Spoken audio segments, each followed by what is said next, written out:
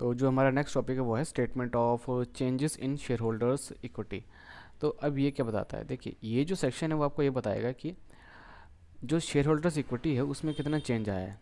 Share holders जो equity है उसके अंदर कितना चेंज आया है, मतलब लास्ट ईयर से। हो सकता है कि जो शेयर होल्डर्स हैं उन्होंने अपने कुछ शेयर बेचे हों, या फिर हो सकता है कंपनी ने नए शेयर इशू करे हों, बाकी सारी चीज़ हो सकती है। ठीक है, तो इंडियन अकाउंटिंग स्टैंडर्ड 1 क्या कहता है?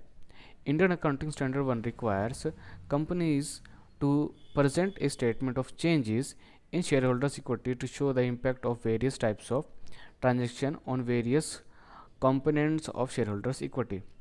तो इंडियन अकाउंटिंग स्टैंडर्ड ये कहता है कि कंपनी को अपनी जो प्रेजेंट स्टेटमेंट है उसमें ये भी शो करना ज़रूरी है कि जो शेयर होल्डर्स हैं उनकी इक्विटी में कितना चेंज आया है और कौन कौन से ट्रांजेक्शन वगैरह हुए हैं। जैसे कि यहाँ पे बुक में इन्होंने दे रखा है चेंजेस ऑफ इक्विटी। ये एक्चुअली ये भारतीय एयरटेल लिमिटेड की है। ये आपको थोड़ी सी ये साफ़ नज़र नहीं आ रही होगी। अगर आपके पास बुक है तो आप बुक ओपन कर लीजिए, नहीं तो आप पीडीएफ डाउनलोड कर लीजिए। मैंने ग्रुप में जो बुक है वो मैंने सेंड कर रखी है। तो अब हम बात करते हैं हमारे मोस्ट इंपॉर्टेंट टॉपिक की, जो है कि है कैश फ्लोज। ठीक है, ये फिर आप बोल सकते हो कैश फ्लो स्टेटमेंट। तो कैश फ्लो स्टेटमेंट एक्चुअल में हमें बताता है क्या है। देखिए कैश फ्लो स्टेटमेंट हमें ये बताता है कि कंपनी जो भी एक्टिविटी कर रही है, ठीक है, उसके थ्रू पैसा कहाँ से आ रहा है और कैसा कहाँ से जा रहा है। तो मेनली जो बिजनेस होते हैं उनकी ना तीन ही एक्टिविटी होती है, ऑपरेटिंग, इन्वेस्टिंग और फाइनेंसिंग। तो मेनली जो बिजनेस होते हैं उनकी जो एक्टिविटीज़ होती हैं वो तीन मेन एक्टिविटी होती है। पहली होती है ऑपरेटिंग, दूसरी फाइनेंसिंग, तीसरी होती है इन्वेस्टिंग। तो ऑपरेटिंग एक्टिविटी का मतलब क्या है कि कंपनी का जो मेन जो एक्टिविटी है, ठीक है, उससे कितना कैश आ रहा है और कितना कैश जा रहा है। तो देखिए यहाँ पे मैंने जो कैश फ्लो स्टेटमेंट है वो मैंने ओपन कर रखी है, कैश फ्लो स्टेटमेंट। ठीक है, देखिए यहाँ सबसे पहले ऊपर दे रखा है आपको cash flow from operating activities, यानी कि जो कंपनी की जो मेन एक्टिविटी है उससे कितना कैश आ रहा है, कितना कैश जा रहा है। तो जो कैश आएगा उसे हम बोलेंगे कैश इनफ्लो, और जो जाएगा उसे हम बोलेंगे कैश आउटफ्लो। तो देखिए जैसे यहाँ पे आपको ब्रैकेट नज़र आ रहा होगा, तो इस ब्रैकेट का मतलब है कि पैसा गया है, आउटफ्लो हुआ है। बाकी सारे पॉजिटिव हैं, मतलब कि वो इनफ्लो है। तो यहाँ पर सबसे पहले हमें दी होती है ऑपरेटिंग एक्टिविटी, फिर नेक्स्ट होता है हमारा इन्वेस्टिंग एक्टिविटी। तो इन्वेस्टिंग एक्टिविटी का मतलब क्या है कि कंपनी ने कहाँ कहाँ पे इन्वेस्टमेंट करी है। तो अगर कंपनी कहीं पे इन्वेस्टमेंट कर रही है तो मतलब कैश गया है। ठीक है, यहाँ पे ये समझिए कि कैश हमारे पास गया है या फिर आया है। तो अगर हमने कहीं पर इन्वेस्टमेंट करी है मतलब कैश गया है। उसके बाद cash flow from financing activity, मतलब उधार लेना देना, ये सारी चीज़ें, ठीक है, इंटरेस्ट वगैरह, ये सारी चीज़ें। तो वो आता है हमारा cash flow from financing activity से। तो अगर हमें cash flow from operating activity अगर हमें निकालना है तो हम क्या करेंगे, पहले हम प्रॉफिट बिफोर टैक्स हम लिखेंगे। ठीक है, कि प्रॉफिट बिफोर टैक्स कितना है। तो ये तो हमें ऑलरेडी जो हमारी बैलेंस शीट है वहाँ से मिल जाएगा। फिर जो जो चीज़ें हमने लेस करी थी यहाँ पे हमें दोबारा से ऐड बैक करनी पड़ेंगी। कौन कौन चीज़ें समझते हैं। पहला हमारा डेप्रिसिएशन एंड अमोर्टाइजेशन, यानी कि नॉन कैश एक्सपेंस जो होंगे, ठीक है, वो दोबारा से हमारे ऐड बैक होंगे। ठीक है, और कुछ चीज़ें ऐसी होंगी जो कि माइनस होंगी, मतलब पहले वो ऐड थी लेकिन अब वो माइनस होंगी, जैसे कि provision for gratuity and compensated absences. ठीक है, तो ये चीज़ यहाँ पे क्या हुई है, ये माइनस हुई है। तो ये सारी चीज़ें जब एडजस्ट हमारी हो जाती है तब हमें पता चलता है कि कंपनी की जो वर्किंग कैपिटल थी वो कितनी थी पहले। ठीक है, यहाँ पे लिखा ना operating cash flow before working capital changes, तो वो इतनी थी। ठीक है, उसके बाद फिर यहाँ से हमारी कहानी शुरू होती है। उसके बाद फिर हम ऐड लेस करना हम शुरू कर देते हैं। फिर एंड में हमारे पास पता चलता है कि अच्छा कि जो ऑपरेटिंग एक्टिविटी है वहाँ से कितना जो कैश है वो जनरेट हुआ है या फिर नहीं हुआ है। ठीक है, तो यहाँ पर ये पॉजिटिव में है 19,256, तो यानी कि अच्छा कि जो हमारे पास कैश है वो पॉजिटिव आया है। अब यहाँ पे ये भी देख लेते हैं कि ये किस में है, मतलब ये लैक्स में है। अच्छा ये देखिए यहाँ पे ऊपर लैक्स में दे रखा है ना, तो ये जो फिगर हैं ये सारी लैक्स में है। नेक्स्ट है हमारा cash flow from investing activity. तो यहाँ पे हमने डायरेक्ट ही हमने देखिए अगर हमने इन्वेस्टिंग करी है, ठीक है, देखिए जैसे यहाँ पे हमने purchase of property, plant and equipment, ठीक है, एंड कैपिटल एडवांसेस। तो अगर हमने कोई प्रॉपर्टी परचेज करी है तो आप खुद सोचिए हमारे पास से कैश गया होगा, यानी कि आउटफ्लो हुआ है। तो इसीलिए हम यहाँ पे इसको नेगेटिव में लिख रहे हैं। हमारे पास प्रॉपर्टी आई है नहीं आई हमें उससे मतलब नहीं है। हमें देखिए यहाँ पर हमने ख़रीदी है तो यानी हमारे पास से कैश गया है। तो जब ये सारी चीज़ें हम ऐड लेस कर देते हैं, नाउ हमारे पास निकल के आता है हमारे पास net cash generated from investing activities. तो ये माइनस में है, यानी कि कैश ज़्यादा चला गया भाई साहब। फिर नेक्स्ट है हमारा cash flow from financing activity. तो अगेन यहाँ पे जितने भी फाइनेंसिंग से रिलेटेड जो एक्टिविटीज़ हैं वो सारी यहाँ पर होंगी, कैश ऐड लेस, ठीक है सब।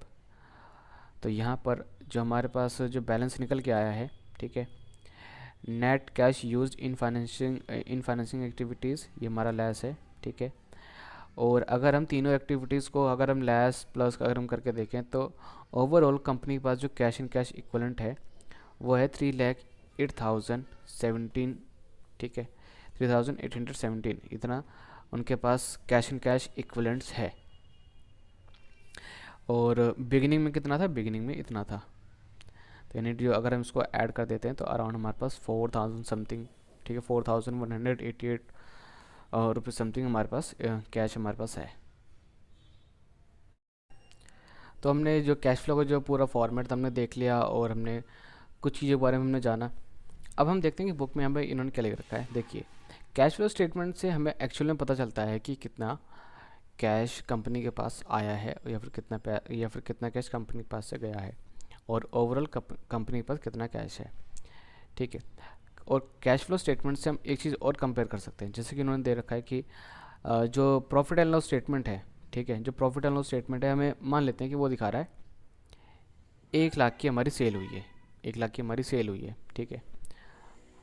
और मान लेते हैं जो खर्चा था हमारा 80,000 रुपये का था, तो यानी कि 20,000 रुपये का प्रॉफिट होना चाहिए, है ना। तो अगर ये 1 लाख की सेल उधार में हुई है तो यानी कि 20,000 का हमारे पास प्रॉफिट आया नहीं होगा। तो ये चीज़ हम कंपेयर कर सकते हैं, मतलब अगर कंपनी की जो प्रॉफिट एंड लॉस स्टेटमेंट है वो ये शो कर रही है कि कंपनी का नेट प्रॉफिट है 20,000 रुपये, ठीक है। तो कैश फ्लो स्टेटमेंट की मदद से हम ये चेक कर सकते हैं कि वो जो 20,000 रुपये है क्या वो पूरा पूरा रिकवर हो गया या फिर नहीं। तो चलिए ज़रा एक बार चेक करके देख लेते हैं। तो देखिए जैसे कि यहाँ पे हम देख सकते हैं कि यहाँ पर company profit for the year है 20,126, ठीक है। अब ज़रा चेक करते हैं कि क्या कंपनी को इतना कैश रिसीव हुआ है। तो जो कंपनी है वो लगभग अपना जो भी प्रॉफिट है वो कैश में कन्वर्ट कर पाई है, बस थोड़ा बहुत नहीं कर पाई है, ठीक है। बट अगर हम ओवरऑल देखें तो कंपनी के पास जो यहाँ पर अभी कैश है वो है 3,817 रुपीज़ समथिंग, ठीक है। अगर हम सिर्फ इस साल की अगर हम बात करते हैं तो 2021 की, और अगर ओवरऑल बात करें तो 4,188, यानी कि इतना कंपनी के पास कैश और कैश इक्विवेलेंट्स उनके पास अवेलेबल है। तो ये अच्छी बात है क्योंकि इनके पास का इनफ मनी है। तो आपको ये सारी चीज़ समझ में आ गई। चलिए हम आगे बढ़ते हैं। आगे इन्होंने वही समझा रखा है कि जो ऑपरेटिंग कैश फ्लो एक्टिविटी वो क्या बताती है, फिर इन्वेस्टिंग कैश फ्लो एक्टिविटी क्या बताती है, और फाइनेंसिंग कैश फ्लो एक्टिविटी क्या बताती है, ठीक है। तो जैसे मैंने आपको ऑलरेडी बता दिया कि ऑपरेटिंग एक्टिविटी का मतलब क्या है कि कंपनी की जो मेन एक्टिविटी है उससे कितना कैश आ रहा है, कितना जा रहा है। और इन्वेस्टिंग मतलब कि कंपनी कितनी एसेट बाय कर रही है और कितनी एसेट सेल कर रही है। तो अगर अगर कैश आ रहा होगा यानी कि पॉजिटिव, और अगर जा रहा होगा तो मतलब नेगेटिव। सेम एज हमारी फाइनेंसिंग एक्टिविटी है, बट फाइनेंसिंग एक्टिविटी में हमारा जो लेन देन होता है वो होता है उधार से, ठीक है। मतलब हमने कितना पैसा उधार लिया और कितना हो सकता है हमने दिया, ठीक है, उधार पे। बट और इंटरेस्ट वगैरह हमने कितना पे करा हमने, तो ये सारी चीज़ें हमारी आती है फाइनेंसिंग में, ठीक है। और यहाँ पर इस बुक में इन्होंने एक एग्जांपल ले रखा है किंगफिशर का, जिसमें ये दिखाया गया है कि कंपनी का जो नेट प्रॉफिट बिफोर टैक्स था वो 4000 समथिंग कुछ था, बट उनकी जो net cash flow net cash flow from operating activity थी वो अराउंड 1319 रुपीज़ थी। तो इससे आपको पता चल जाता है कि एक्चुअल में कि कंपनी के पास कितना कैश है कितना नहीं है। और अगर आप ध्यान से देखेंगे तो यहाँ पर कंपनी के पास लगातार जो net cash from operating activity था वो माइनस में था, वो प्लस जो उनके लॉसेस थे वो भी बढ़ते जा रहे थे।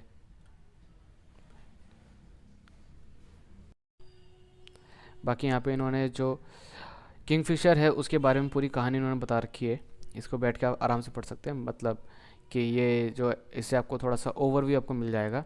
ठीक है, बाकी यहाँ पे कुछ इसमें कुछ इंपॉर्टेंट चीज़ नहीं है, बाकी आप पढ़ सकते हैं इसमें। हाँ, यहाँ पे कुछ चीज़ें हैं जो अब हमें ध्यान रखनी है। देखिए कि जो कैश फ्लो स्टेटमेंट है हम उसका एनालिसिस हम क्यों कर रहे हैं, ताकि तो वो उसका रीज़न सबसे पहले ये है कि हमें ये पता चले कि हर एक एक्टिविटी से कंपनी कितना कैश जनरेट कर पा रही है, या फिर हर एक एक्टिविटी के थ्रू कितना कैश कंपनी से बाहर जा रहा है।